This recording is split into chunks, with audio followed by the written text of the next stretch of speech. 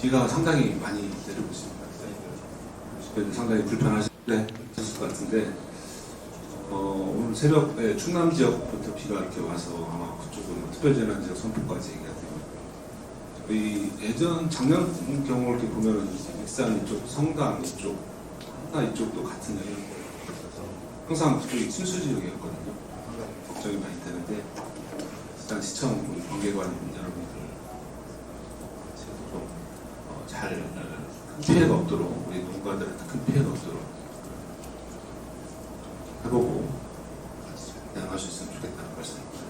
존경하는 익산 시민 여러분, 언론인 관계자 여러분, 2036 하계올림픽 유치단장을 맡았던 전북특별자치도 행정부지사 최병관입니다. 반갑습니다.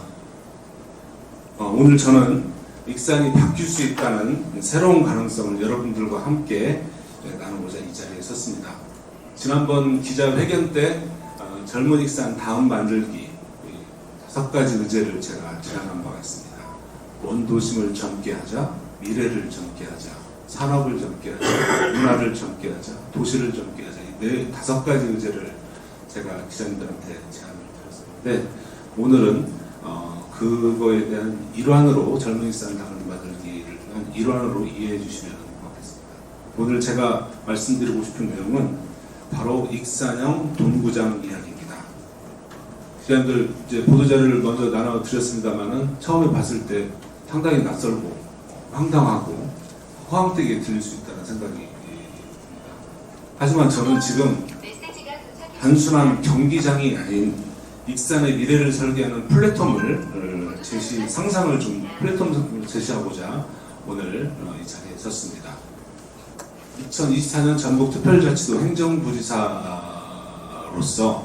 2036 전주 하계올림픽 유치 추진단장을 맡았던 경험으로 보면 그때 전주를 중심으로 우리가 유치를 했습니다만은 익산이 이제 최종적으로 올림픽 유치가 되면 결정이 되면 단순히 배후도시가 아니라 올림픽 배후도시가 아니고 여러 가지 교통이랄지 지리적 이점을 활용해서 전략적 스포츠 거점 도시가 될 수 있다는 확신을 갖게 됐습니다.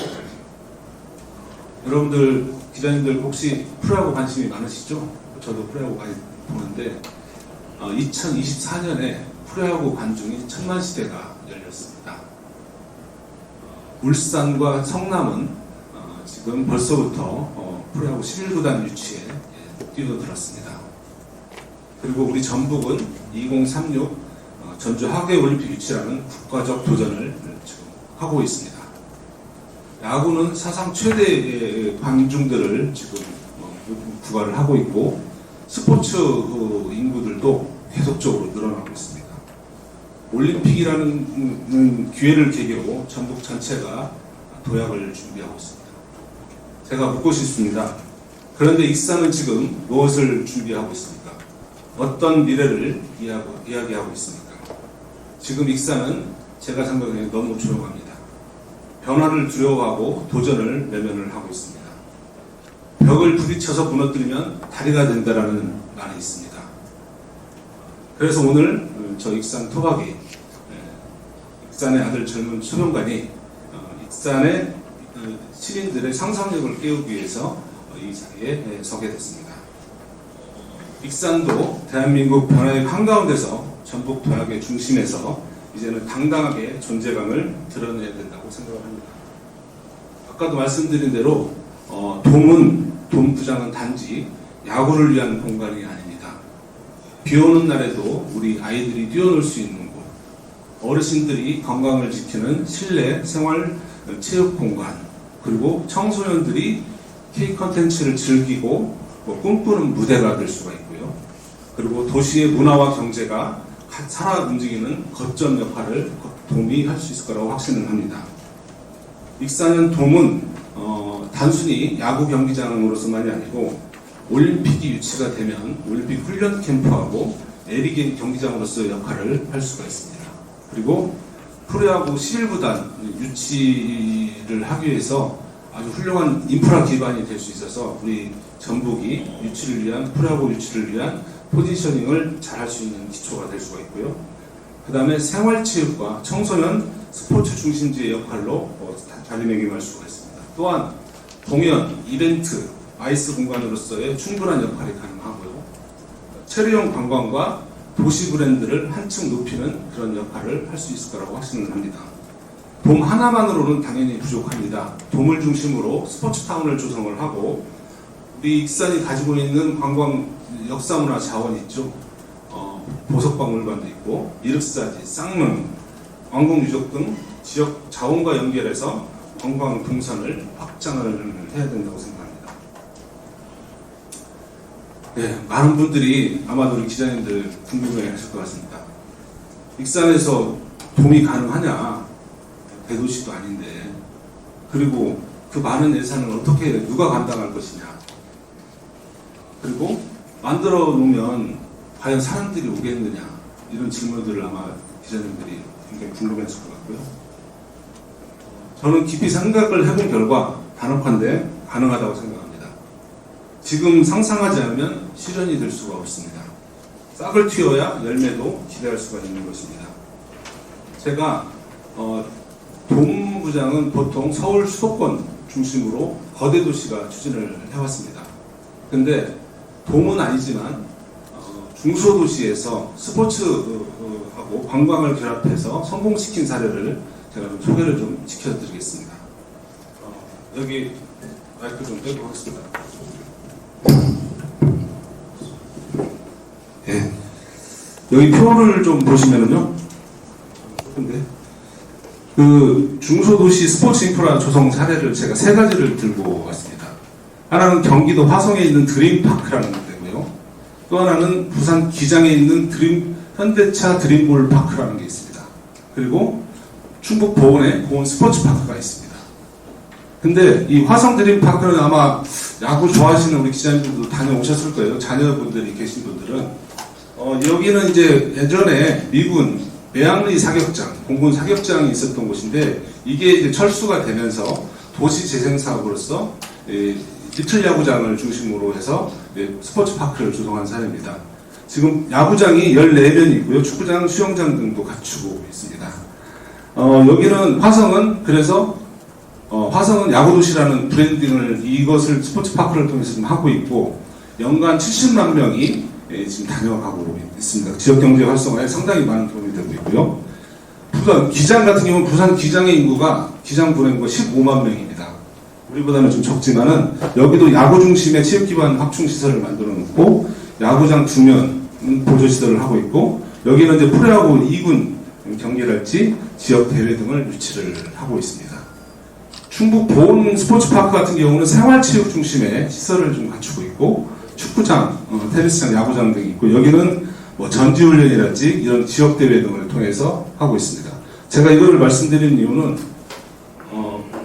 돔구장이 어떤 거대 도시의 전유물이 아니라는 거죠. 스포츠 관광 마케팅이라는 게 이런 사례들로 보듯이 중소도시도 충분히 성공할 수 있다는 것들을 보여줍니다. 이 세 개 지역도 처음에는 의심을 받았습니다. 과연 사람이 몰려올까?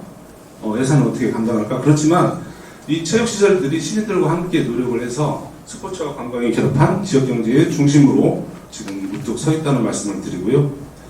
얼마 전에 익산시청에서도 보도자료를 냈습니다만은 지금 부송동 쪽에 익산시의 전국구 야구도시 도입하기 위한 야구장 2면을 만들겠다는 했는데 이런 것들이 이제 시발점이 돼서 동구장으로 진화가 되면 익산이 스포츠 관광도시로서의 역할을 충분히 할 수 있을 거라고 보고 있고요. 그렇습니다. 그리고 이제 제가 좀 동구장 얘기를 좀 더 다시 돌아가서 얘기 드리면 익산은 한 걸음 더 나아갈 수 있다고 생각합니다. 아마 익산형 동구장이 만들어지면 중소도시 최초의 사례가 될 것이고요. 동구장 제가 설명을 좀 나중에 드리겠습니다만 제가 구상하는 동구장은 어떤 고정형 대형 동구장이 아니고 조립이 가능한 모듈형 복합 돔 모델을 생각을 하고 있습니다. 그러면은 구조가 유연하게 이렇게 확장이 가능하게 되겠죠. 다목적으로 활용할 수 있고 경제성과 확장성을 동시에 갖춘 전략입니다. 아까 처음에 말씀드린 대로 예산은 그러면 어떻게 할 것이냐에 대한 또 기자님들의 관심이 많습니다.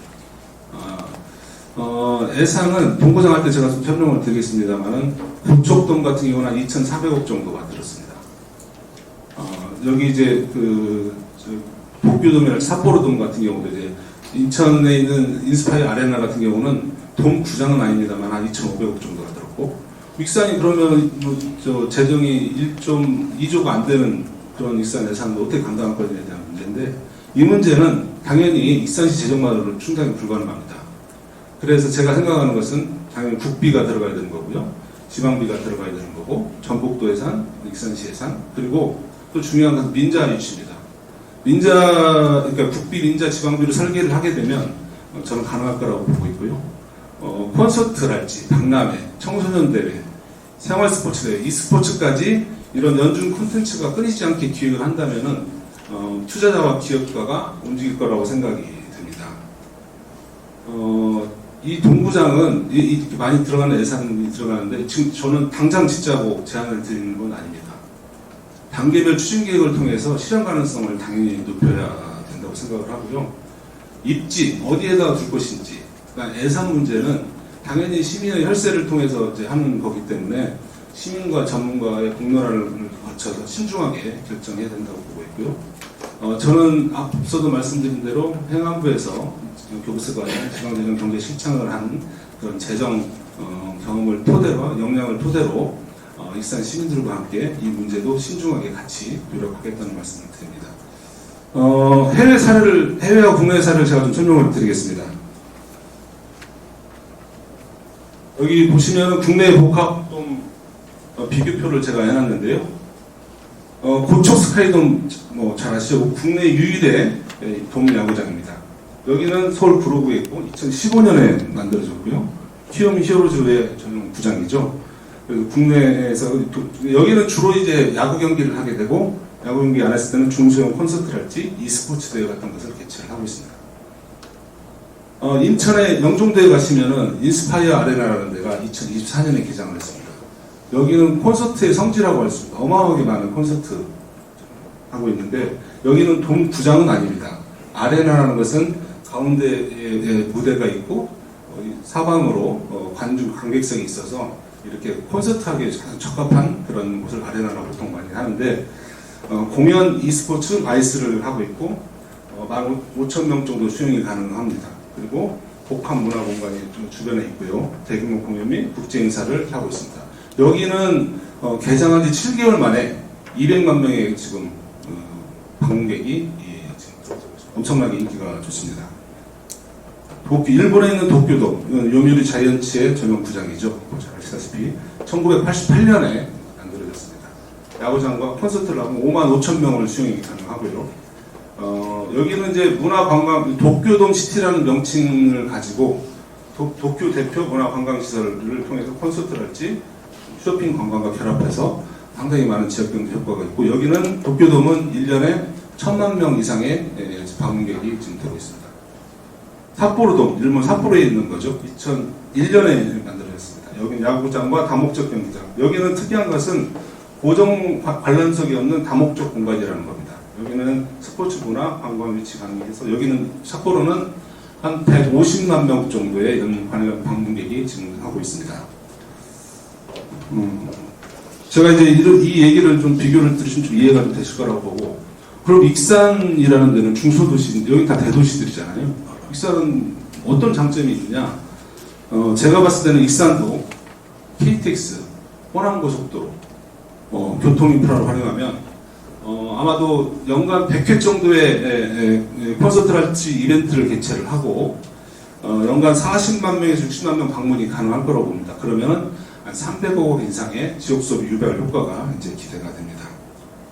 우리 익산 동구장은 사람이 모이는 공간, 컨텐츠가 움직이는 플랫폼이 될 것입니다. 그리고 도시의 브랜드를 바꾸는 획기적인 기회가 될 것이고, 기자님 잘 아시다시피 익산 하면 떠오르는 게 사실 익산역, 미륵산이 있지만 딱 떠오르는 랜드마크가 없습니다. 아마 익산돔을 잘 시민들과 함께 지혜를 모아서 설계를 하면 익산의 랜드마크가 되지 않을까라는 기대도 한번 해봅니다. 이 동구장을 아까 프로야구 11구단과 제가 연결을 시켜드렸는데, 프로야구 11구단 유치를 하기 위한 기반이 될 수가 있고요. 유소년 야구, 생활체육 활성화의 거점이 될 수 있고, 지금 팔봉 야구장이 KT 2군이 지금 활용을 하고 있는데 상당히 협소합니다. 일반 생활체육 야구인들 쓰기에도 좀 약간 협소한 그런 측면이 있어서 이런 것들도 해결할 수 있다고 저는 생각이 되고요. 그 다음에 교통의 장점을 활용해서 광주, 대전, 전주 등과 연계해서 중부권 스포츠 문화 벨트, 관광 벨트로 육성을 할 수 있다고 생각이 됩니다. 저는 익산은 충분히 해낼 수 있다고 생각합니다. 도전을 하게 되면 도전을 해야 된다고 보고 있고요. 그리고 다시 한번 말씀드리지만 오늘의 건물이 아닙니다. 당장 지금 짓겠다는 게 아니고요. 미래 익산의 설계이자 익산의 방향이 될 것입니다. 제가 청년들을 많이 만나고 이렇게 얘기를 나눠보면 우리 청년들 중에 5명 중에 1명이 지금 익산을 떠나고 있습니다. 그 이유를 물어보면 양질의 기회가 없다라는 것도 있지만 익산이라는 도시가 너무 재미없다. 그 친구들 얘기로는 노잼 도시다 라는 말을 많이 합니다. 그래서 도시를 떠나는 청년들, 그리고 문화에 대해서 목마른 시민들이 상당히 많습니다. 그런 어떤 노잼 도시라는 자주적 표현을 이제 떠오르는 익산에서 소위 말하는 재미있는 도시, 잼잼 도시로의 비전을 이 동구장과 함께 저는 할 수 있다고 봅니다. 우리 기자님들께 다시 한번, 제가 시민들께 다시 한번 묻고 싶습니다. 우리 아이가 비 맞지 않고 운동하는 도시, 우리 청년이 떠나지 않고 컨텐츠를 기획하는 도시, 우리 어르신이 내일 아침 돔에서 운동하는 도시, 그런 익산 함께 만들어 보고 싶지 않으십니까? 지금부터 상상을 합시다. 그러면 언젠가는 반드시 실현될 것이라고 봅니다. 이상 브리핑을 마치겠습니다. 감사합니다.